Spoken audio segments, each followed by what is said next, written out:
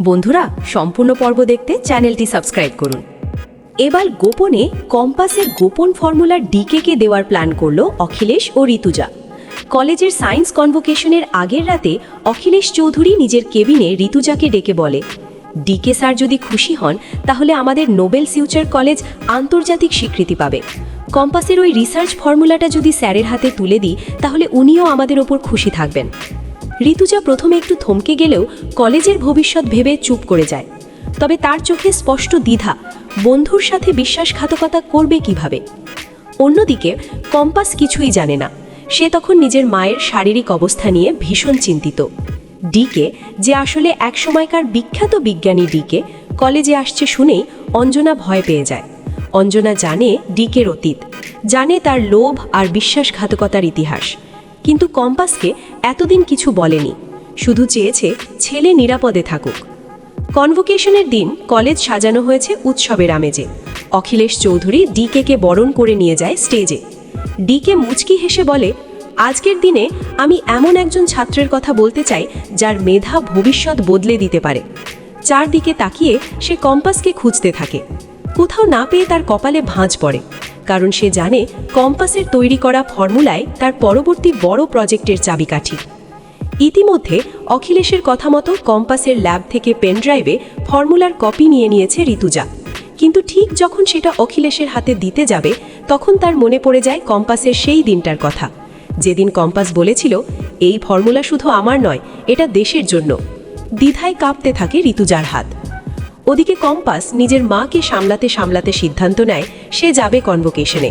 মায়ের হাত শক্ত করে ধরে বলে, মা, আমি সত্যিটা জেনে আসব। কিন্তু অঞ্জনা হঠাৎ ইশারায় বোঝায় সেও যাবে। মেঘমালা এসে বলে, কম্পাস, কাকিমা তোকে একা যেতে দিতে চাইছে না, চল আমরা সবাই যাই। হুইল চেয়ারে করে অঞ্জনাকে নিয়ে যখন কম্পাস কনভোকেশন হলে ঢোকে তখন ডিকে তার স্পিচ শুরু করতে যাচ্ছে। অঞ্জনাকে দেখে ডিকের মুখের হাসি মিলিয়ে যায়। তার চোখে আতঙ্ক, অতীতের গোপন অধ্যায় যেন হঠাৎ সামনে এসে দাঁড়িয়েছে। ডিকে মাইক্রোফোনে বলতে থাকে, মেধা যদি সঠিক দিশা পায় তবে তা বিশ্ব জয় করতে পারে। ঠিক তখনই অঞ্জনা হুইল চেয়ার থেকে উঠে দাঁড়ানোর চেষ্টা করে। সবাই অবাক, এতক্ষণ যে নারী অসুস্থ মনে হচ্ছিল সে হঠাৎ প্রবল রাগে কাঁপছে। কম্পাস অবাক হয়ে মাকে ধরে। অঞ্জনা কাঁপা গলায় বলে, তুমি আবার মেধার কথা বলছো ডিকে? তুমি তো অন্যের মেধা চুরি করেই বিখ্যাত হয়েছ। হল জুড়ে গুঞ্জন শুরু হয়। অখিলেশ থমকে যায়। ঋতুজার হাত থেকে পেনড্রাইভ পড়ে যায় মেঝেতে।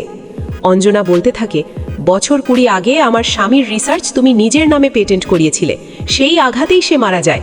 আজ আবার আমার ছেলের ফর্মুলা নিতে এসেছো? ডিকের মুখ ফ্যাকাশে হয়ে যায়। সে অখিলেশের দিকে তাকায়। সব পরিকল্পনা ভেস্তে যাচ্ছে। কম্পাস স্তব্ধ। এতদিন যে মানুষকে সে আইডল ভাবত সেই মানুষই তার বাবার মৃত্যুর কারণ। তার মাথায় যেন বাজ পড়ে। ডিকে নিজেকে সামলে নিয়ে বলে, প্রমাণ আছে? তখনই মেঘমালা এগিয়ে এসে প্রজেক্টরের স্ক্রিনে পুরনো ইমেল আর ডকুমেন্ট দেখায়। ডিকের পাঠানো মেল, যেখানে সে অঞ্জনার স্বামীর রিসার্চ নিজের নামে জমা দেওয়ার কথা লিখেছিল। ঋতুজা কান্নায় ভেঙে পড়ে। সে মাইকে গিয়ে বলে, কম্পাস, আমি ভুল করেছিলাম। কলেজের ভবিষ্যতের কথা ভেবে তোর ফর্মুলা দিতে যাচ্ছিলাম, কিন্তু এখন বুঝেছি মেধা বিক্রি করা যায় না। অখিলেশও লজ্জায় মাথা নিচু করে। ডিকে শেষ চেষ্টা করে, বলে, সবাই ভুল বুঝছো। কিন্তু ছাত্রছাত্রীরা একসাথে প্রতিবাদ শুরু করে। তারা কম্পাসের পাশে দাঁড়ায়। কলেজের বোর্ড মিটিং ডেকে ডিকের সম্মাননা বাতিল করে দেয়। অখিলেশ ঘোষণা করে, আজ থেকে এই কলেজে কারো মেধা চুরি হবে না। কম্পাস মায়ের দিকে তাকিয়ে বলে, মা, তুমি সত্যিটা লুকিয়েছিলে কেন? অঞ্জনা চোখ মুছে বলে, তোর নিরাপত্তার জন্য। কিন্তু আজ বুঝলাম সত্যিটা লুকিয়ে রাখা মানে অন্যায়কে বাড়তে দেওয়া।